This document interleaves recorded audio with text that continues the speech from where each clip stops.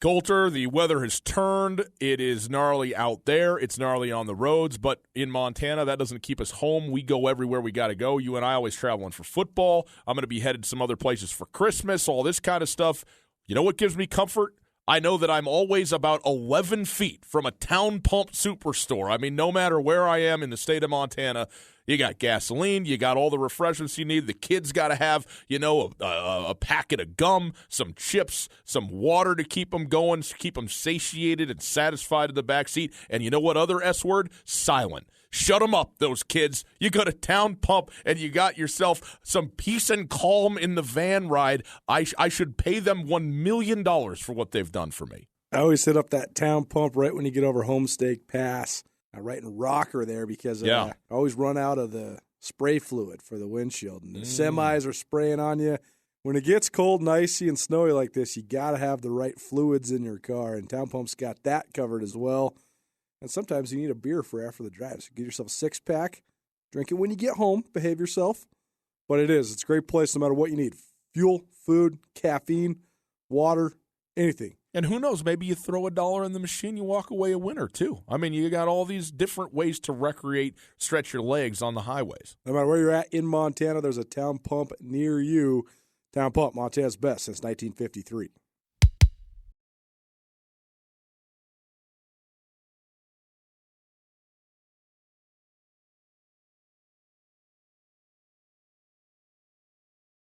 To our fan base, what a phenomenal atmosphere. I actually think we should do more of those anytime, quarterfinals, semifinals, regular season. Just a night atmosphere. We do the Gold Rush game, and that's almost like a twilight game because, you're kind of still into late summer, and the evening is beautiful sunset, and the crowd's always awesome, but there's something about a night game, and I think that, especially in a playoff atmosphere, it's fitting. Generally speaking, I would prefer to play at noon or 1. But in those kind of settings where it's kind of a one-off, it's a special event, I think it really does add something to it. People coming off of work and showing up, and the businesses pitching in and buying tickets so that we could have a tremendous crowd. And I definitely think it made a difference. I do. And so big win for our program. I think our guys are still hungry and excited to play. It's one of those deals where, Christmas is all messed up, travel's all messed up, finals week, this and that. And I'm like, well, what else do you guys want to do? You signed up to be college football players, and here we are getting a chance to play our 15th game this year, and almost an NFL season, basically. And so that's pretty cool.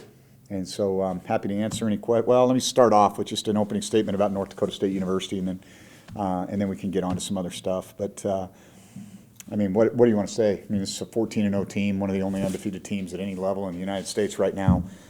Number 4 rushing offense in the country. They have 4 guys with over 600 yards rushing, average 6.5 yards a carry.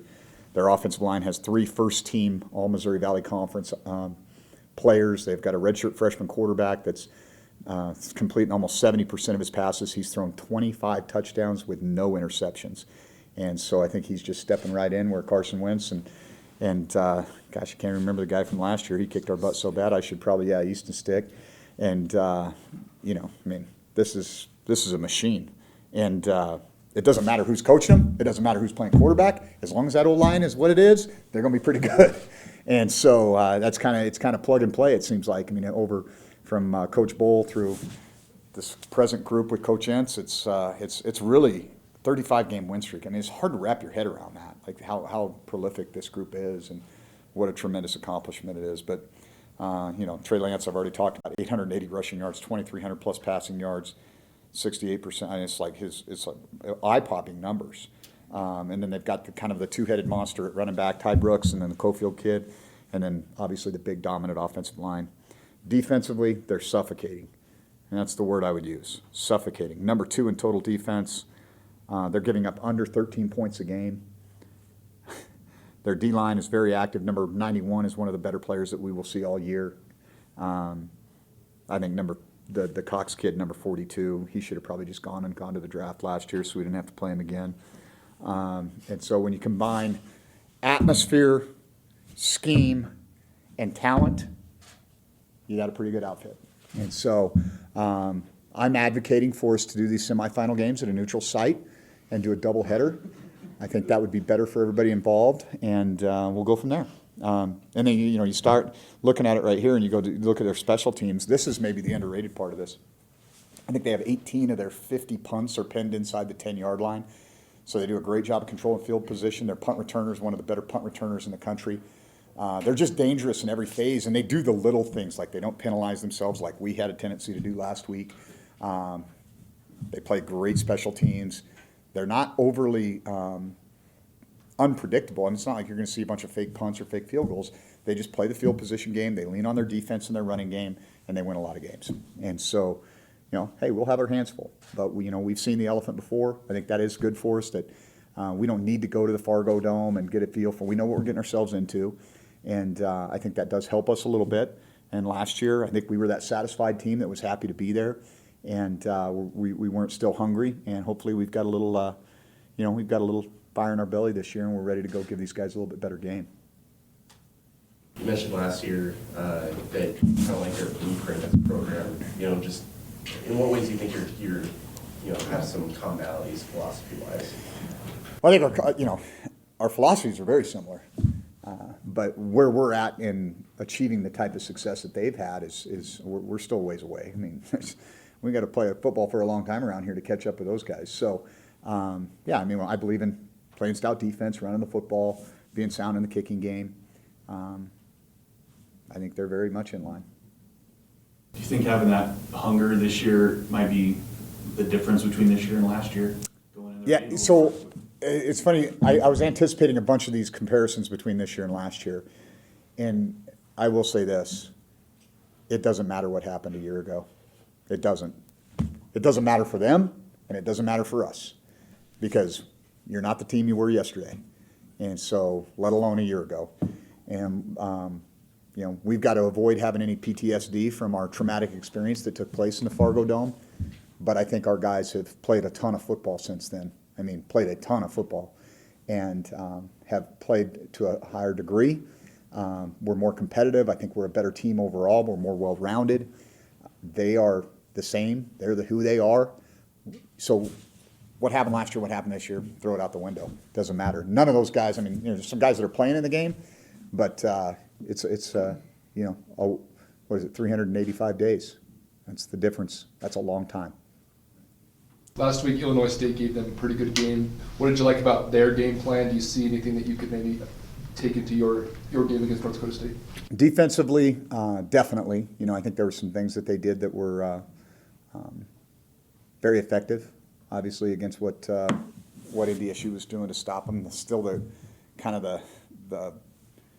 hard thing is that the quarterback is really at his best just running the football at times. As accurate as he is as a passer and as good as he is within the running the offense and handing the ball off, when the thing breaks down, that's when he's most dangerous. And really that was a lot of what got them going. And when they got opportunities, they did tighten up in the red zone. Certainly the red zone defense that Illinois State played was tremendous. And that's something that we've got to try to replicate to the best of our ability.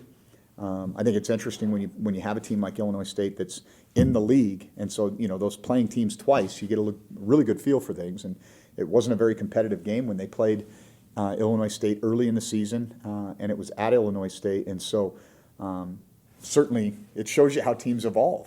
If we could turn back time, I don't think that North Dakota State game would be as close as it was, and I don't think we would have lost it.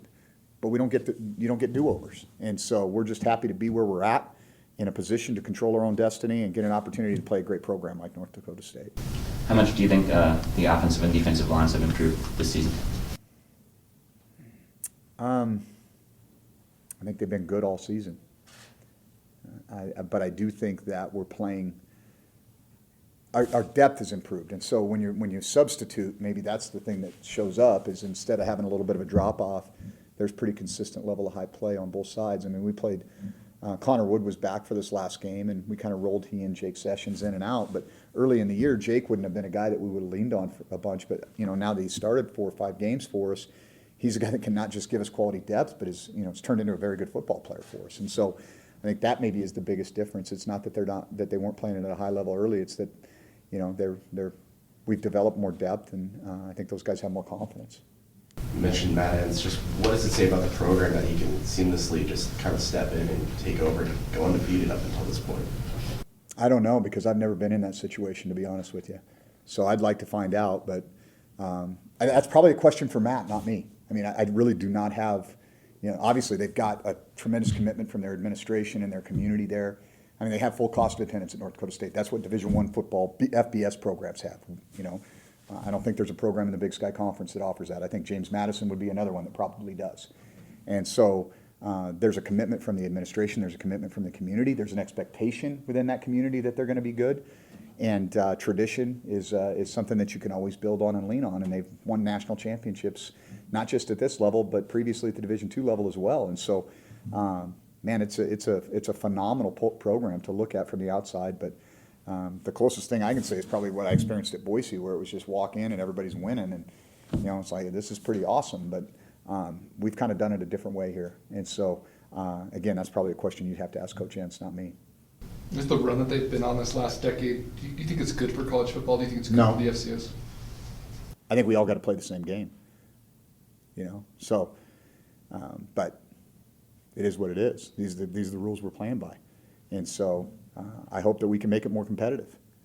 I'm sure they love it, but it's the same storyline every year, right? And like I said, if you've got one group that's offering $3,000, $3,400 a year in cash to these kids that another group isn't, the scholarship isn't apples and apples. So are we really playing on the same level? I don't know. But that's not my decision to be made. I mean, I think everything should be, you want everything to be competitive. I don't think it's good that Alabama and they're not in the playoff this year, but I don't think it's good that Clemson, you can pick your four teams and they're always in it. I don't think that's good for college football either. I think they got to examine it, because eventually everybody's going to go, well, why don't you just go play a different brand of professional football, and then we'll all go over here and play our little brand of football. And so, yeah, I mean, I think it's always better for fan bases, for the game as a whole, when there's parity. And I think that's one of the things you see in the NFL. There's, people are kind of sick of the Patriots, obviously, but there is more parity in the NFL. And that's because everybody's playing by the same rule. Everybody's got the same salary cap. Those types of things are pretty level. When you look at Trey Lance, first-year starter, how significant is that to be able to throw 256 passes without an interception? Yeah, I don't know that that's been done ever, really. I mean, I think that might be one of the more historic stats that I can think of. It's pretty amazing. Obviously, guy has been in the system for a year, but stepped into some big shoes and has just done his thing, and that is really, really impressive. You faced some senior quarterbacks in Jake Mayer and Dalton Sneed, Javon Craig last week. Do you see a difference in a freshman quarterback for North Dakota State compared to what they've had the last couple of years?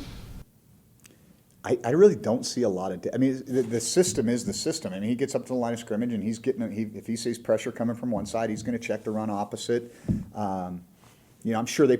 I mean, Easton probably had a lot more latitude within that. Maybe the box is a little bit tighter for Trey, but it seems like he's operating at a really high level. I mean, it just again almost 70%. I think there was a point in time in the season where he had. More touchdown passes than completions early in the season at one point in time, which is like, wrap your head around that one. And so, yeah, he's a phenomenal player and has really stepped in and not missed a beat. What is this week like, just with signing day on Wednesday, and just maybe how does that change? It's a little hectic, but I think winning helps. Yeah, I mean, if we were, obviously we haven't been able to get out on the road. We were out on Saturday. Saturday was the last day of the contact period. It went dead, went into a quiet period on Saturday night at midnight, or Sunday morning at midnight. And so we just haven't been out to get out. We haven't been doing a lot of home visits. We haven't been beating the streets, trying to find some guys. But the one thing that, Denarius did a great job of was getting guys on campus in June and July, so that even without being here on an official visit, kids were comfortable signing because they'd seen the place, they'd sat down with the coaches and done some of the things that they would do traditionally on an official visit. So I think we're going to be in good shape. But it definitely adds a little extra anxiety, so to speak, when you're trying to get ready for a game. Now, our schedule's good because by the time we get to 3:00 when we do this press conference on Wednesday, we're basically wrapped up. Thursday is our guys' day off. We'll practice here on Friday. We'll fly to Fargo, Friday afternoon and go do our thing. And we're not even going to go to the venue because we've been there. So it's we'll do everything here and then go get ready to compete. How much excitement are you feeling around just what you guys are doing right now? First time in 35 years. Yeah, I don't know that you really get an opportunity to appreciate any of that.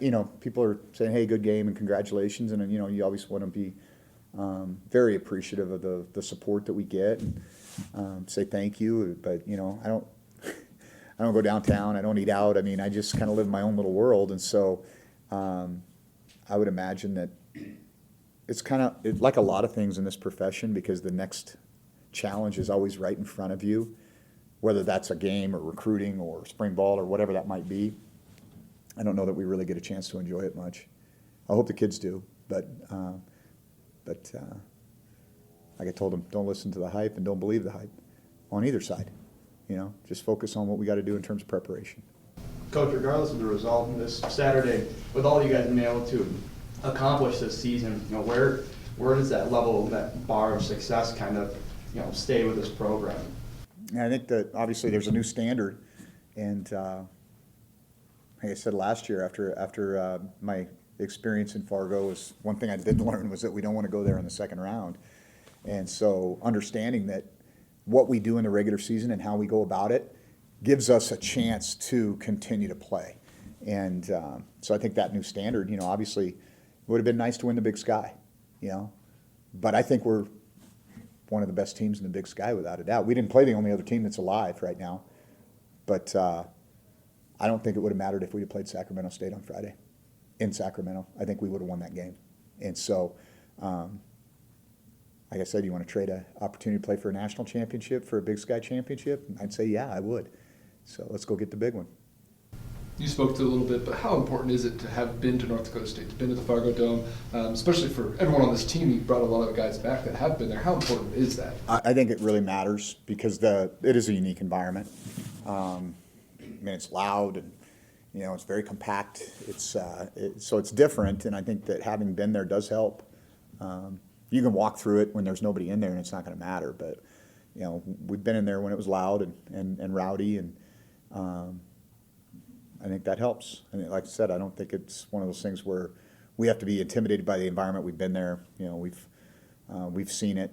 We didn't compete very well, but I think it definitely helps to have a chance to have seen it and been in that environment. Is there a lot of enthusiasm around having another shot at these guys after the way that the game went down last year? I don't think it matters. I kind of comes back to what I was talking about. Like, if we were going to James Madison or Illinois State was coming here, this has nothing to do with who we're playing. This is all about us. If we start worrying about who we're playing and where we're playing them and what I get to do when I go home we can just call it in. So this cannot be about North Dakota State. This is 100% about Montana State University, what our guys' job is on 1st and 10 when we run inside zone, what our job is fit and power. That's what this is about, and that's my message. And so we don't make this about, So I was sure somebody was going to ask me about revenge, and I was, that's the worst motivator in sports. But, you better focus on you, and that's what we're all about right now. As this program has progressed, how important and kind of dependable has a guy like Kevin Cass has been, and just kind of his, leadership? Yeah, I think he's two-time captain here, climbing the career receptions and yards list, and we needed somebody to make a play for us on Friday night on offense, besides 22 in our offensive line. And, 15 wasn't going to be was in street clothes, and 10 had a couple chances and, didn't have his best that night. And that fade ball that Kevin caught, I thought it was just the one play, but it was such a big play. And it was a great throw by Tucker. And so that's who he's been is, what do I need to do to help this team win now? And I was really impressed with the way he stepped up in that moment, kind of like he did 2 weeks ago against Albany with a big night, 4 or 5 weeks ago at Cal Davis, when at that point in time he had a career night when we needed him the most. And that's it. You mentioned, not having a ton of college opportunities coming out of high school, and how grateful he was to even be here. Just kind of have you seen that from him, kind of continuing to just be grateful? And yeah, he's maximized his opportunity for sure. Yeah. What's the most impressive part of Infante's recent hot streak? He's been on a pretty good run. What's the most impressive part of this run right now? I think he would have had a year for the ages if he was healthy. So it's no news to me. I mean, I think he's the best back in the league. And unfortunately, we just didn't get a chance to showcase his talents behind the best offensive line in the league. And so, that combination doesn't come along very often where you got a really, really special running back and you got a really special 5 guys in front of him. And so I'm glad we got him back, and he's just got to keep doing his thing. I mean, he still may, I don't know, what does he rush for this far? Yeah, I was going to say, the guy still might go for 1,000. Think about that. I mean, he basically didn't play for the majority of the season. And so, I mean, went for, 84 yards against Texas Tech, then 120 basically in the first quarter against SEMO, and then didn't play significant reps until Cal Poly. And, or Cal Davis, really, I guess. And so, even though he had a couple good runs against Cal Poly. And so, I think it's, I don't know. I mean, it's pretty epic, really, if you think about it. And so, but in this league where you got a lot of good players, it's, it's hard to get your run. And so we'll let him do it on a national stage. I think he'll embrace the opportunity to go play against a great defense on Saturday. And I'm excited for everybody to get to see our brand of football. Defensively, this team's been playing at such a high level. Do you feel like this is kind of the peak, or do you think that there's another level that your defense can get to? I hope they can get to another level. I don't think you ever really you don't stay the same, generally speaking. You either get better or you get worse. And I think our guys are hungry. I mean, I do. I mean, I think we're pretty good on defense, but you're only as good as your last performance. And so we got to go take on a big challenge, different challenge. Not unlike what we had last week. I was very concerned about the +1 run game with Craig. This week it's just all about just discipline and physicality. I mean, you get out of your gap a little bit and they cram power into the A gap 35 times on you. It doesn't take much for them to get on top of it in a hurry, and so we've just got to do the same thing. The details of our position over and over and over and over again at a really high level, and not get discouraged and just keep playing with our edge and physicality. And we're going to need all 64 guys that we bring to have that edge. What makes number 42 Jabril Cox such a solid linebacker? He's got NFL prototypical size, speed, strength, and he's got great instincts. You don't see very many guys at our level that are, that 6'2.5", 230-pound guy that run the way he does. That's usually a guy that you're seeing he probably should be playing in the Big 12 or somewhere like that. I mean, you just look at his numbers, his size, his height. That's the measurables add up for him to be a next level type of player. Okay, we good? Yeah. Thanks. Thank you. Thanks, Coach.